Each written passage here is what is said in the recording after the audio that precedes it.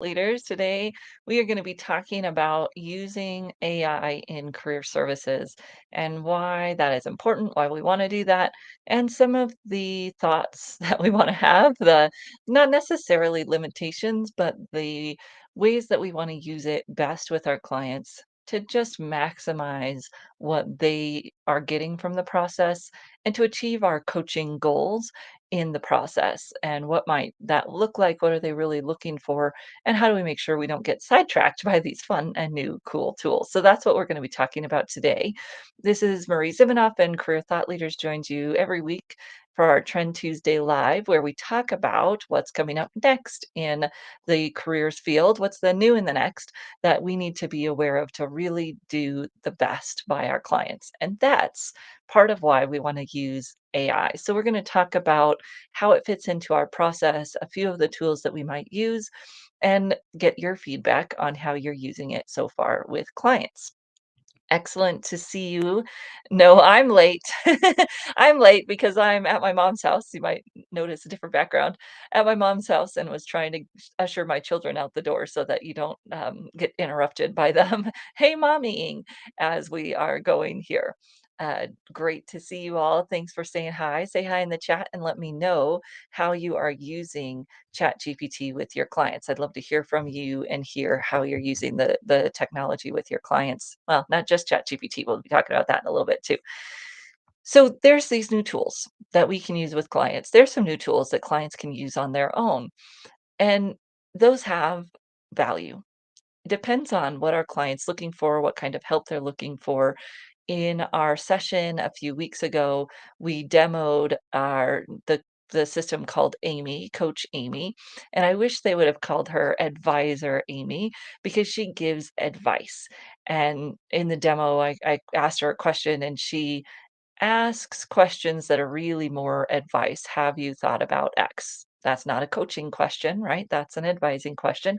Nothing wrong with that, but it's not coaching for the reasons that we coach to help people raise their own awareness, uncover their own obstacles, and build their skills. The transformational work that we do in coaching, AI really can't do yet. It can ask questions, but it can't ask questions that really help people think deeper and build awareness of what they do. So, yes, coaches, you are still needed.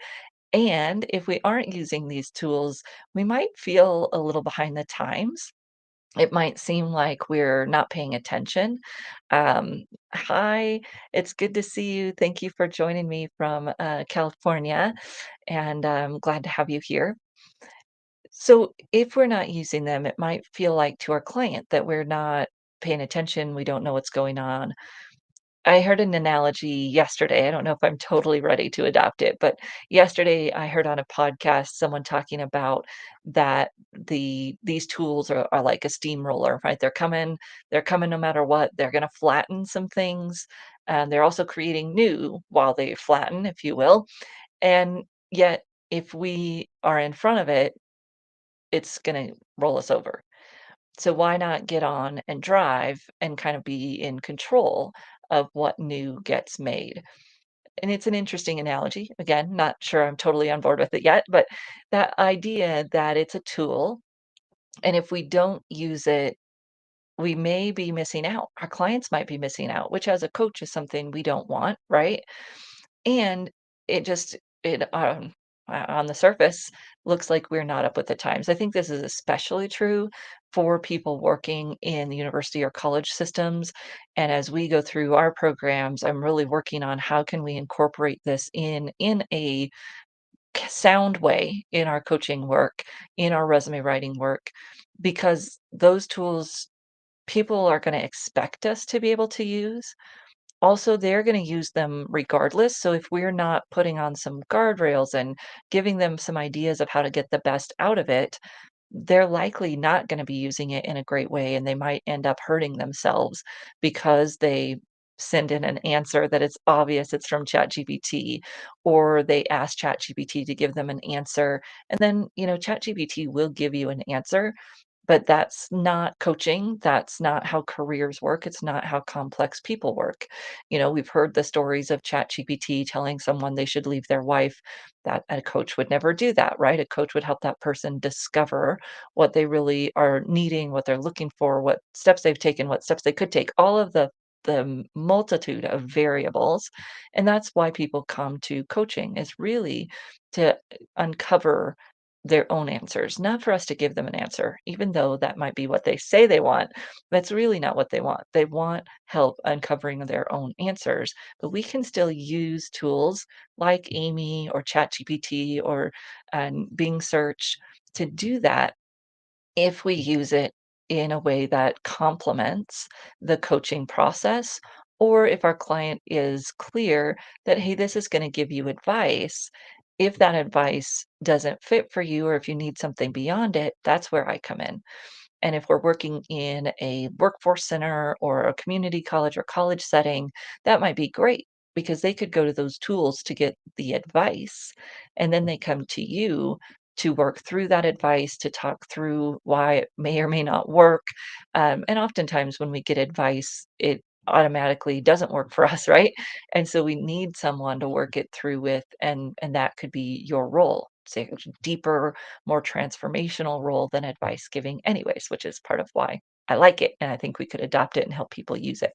So here's just a little flow chart, and I've created these for several different types of coaching and resume writing, but we'll just look at this one today because we don't have all day. And this one, let me see if I can make it a little bigger for you. So this one just walks through how we might be able to use it in the coaching process.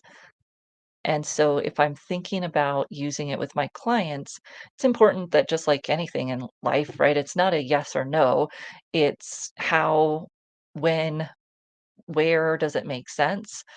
And so typically people are doing their own internal analysis of who are they? What do they like to do? What's important to them? And so at that top part, you have the head, because the head and the human brain are gonna have to work that out. I know there's some AI-enabled assessments that might help people get that, get some extra from the assessment, but when it comes right down to it, we need our internal data. What do we like? What do we care about? What are our strengths? Assessments can help us identify those, but those of us who've used them for a while know that assessment is never giving people all they need about that internal work, that internal who are they. Then we've got the external. What's going on in the labor market? What is available? What do these jobs do? All of that external data we can use the technologies to help us gather.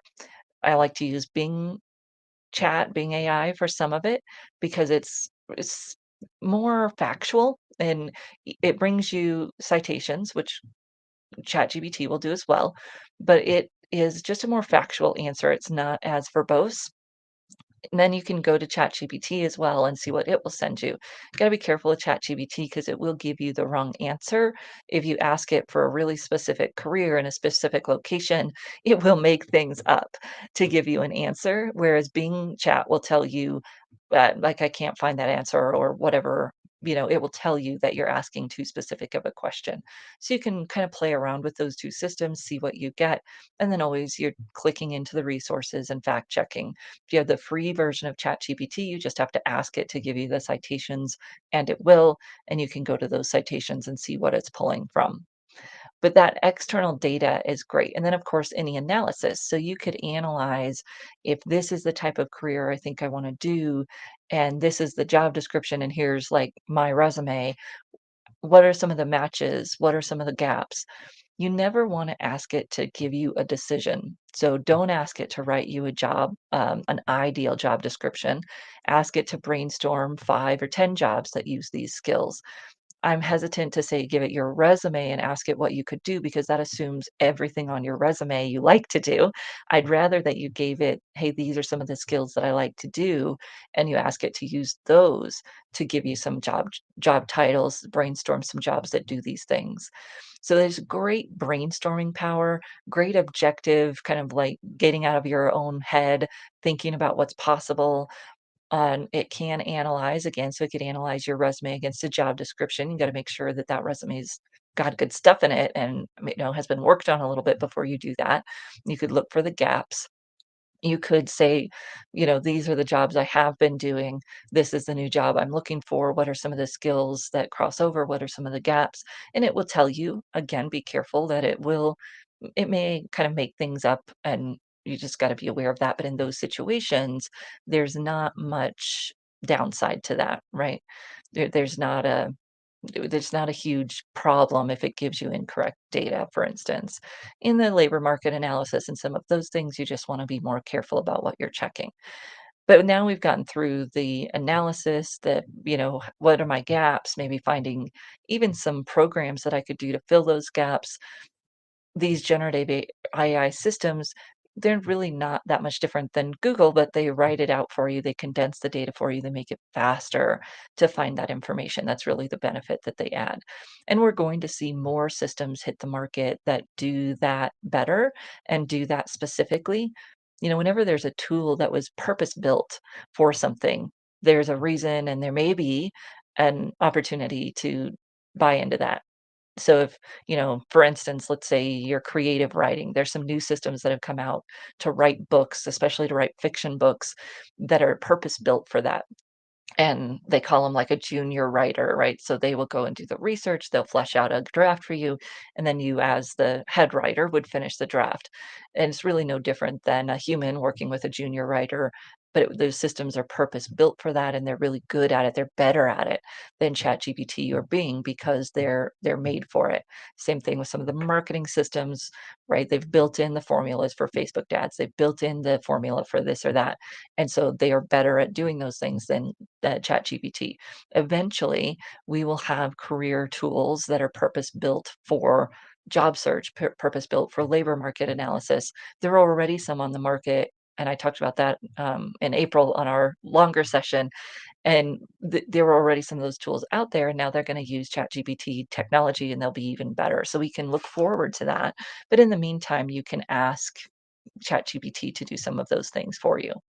Yes, and I completely agree being knowledgeable about it because they have misconceptions, they're gonna use it, and if we aren't helping them use it, they may use it in a way that, again, harms them or wastes time, right? There's definitely some of the ways you could use these tools that you're wasting time because it's not how the tool was really meant to be used.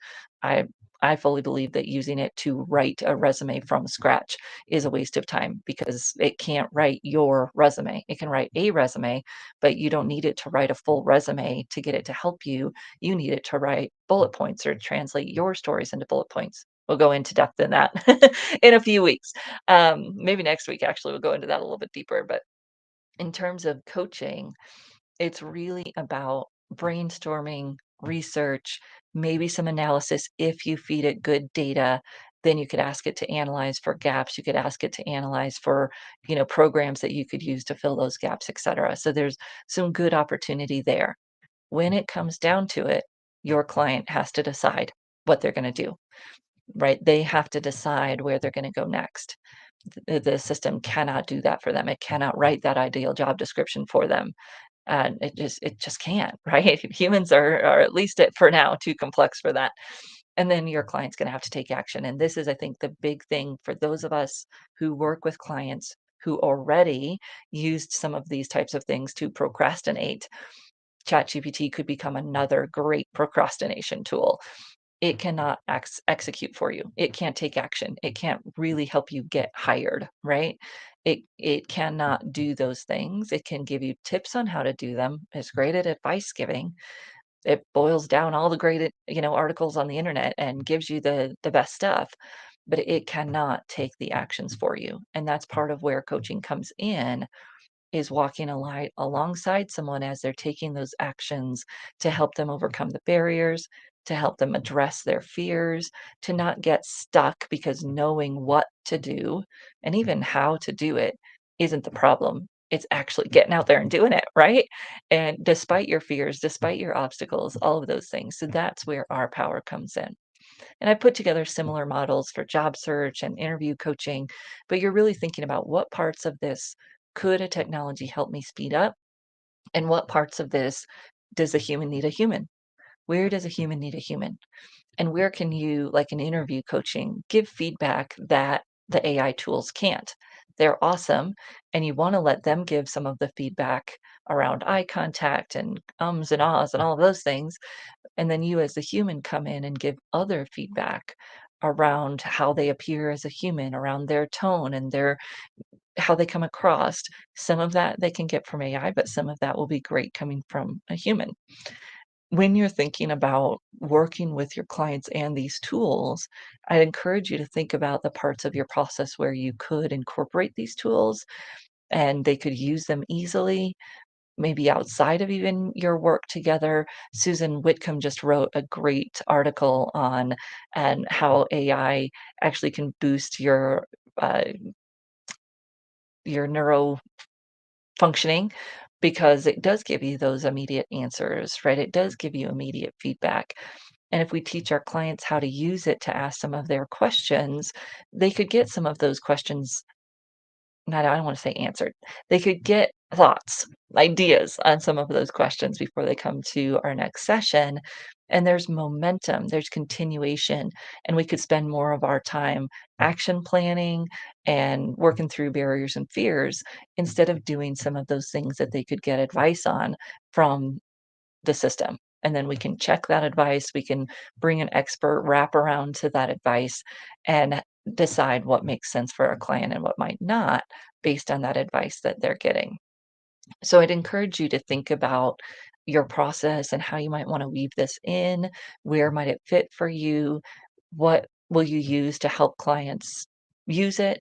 Um, how will you determine if it's right for a client? Because, of course, not all clients are even going to want to worry about this. But those clients who do, the clients that are interested or who have already been using it for other things, it's a great opportunity for you to see it as a partner, see it as a tool, and help them see it that way too. Because then it's not only going to impact their search, right? It's going to impact their life and their work and how they might use it at work as well to show their flexibility and technical ability at work. So if you joined us late, feel free to drop in the chat how you're using any kind of AI tools with your clients. What types of tools are you using? Are you using ChatGPT or Bing search, or I know some people are using Google Bard. I haven't had a chance to dive in too deep to that one yet. But those are the types of tools that are kind of freely available. Coach Amy is also freely available right now, as they're testing that system. I'd love to see if any of you have used that with clients.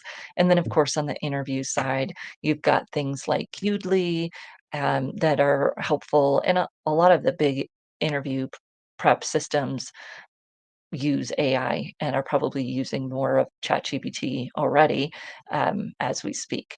So there's those opportunities. And then I know job search systems like Teal and those have started incorporating AI into their job search assists as well. So there's lots of opportunity. Ooh, the other thing is that we're getting ready for our Tech Jam in July. We'll have Tech Jam mid-July. And if there are any systems that you'd like to see used, or see demos of, or talk about, usually we talk about practitioner tools like things like Udly and any of the interview tools if you want to see demos of any of those. And then we also talk about business tools, customer relationship management programs, marketing tools, SEO tools, those types of things. So if there's any of those tools that you'd like to see demoed at Tech Jam or talked about at Tech Jam, let me know. And we look forward to rolling out some more information about that soon. More recently, coming up sooner, we have a couple of sessions on using AI in your work where we go through some of the questions you can use inside of these systems, prompts or prompt series that you can use in these. And on June 6th, we're going to be going through the coaching one in depth. We did that back in May, but I had a bunch of people that said, "Oh, can you do it again?" And so we're doing it again on June 6th, the next Tuesday. We'll do that session again. It will be some of the same content and then some new content because everything keeps changing so quickly.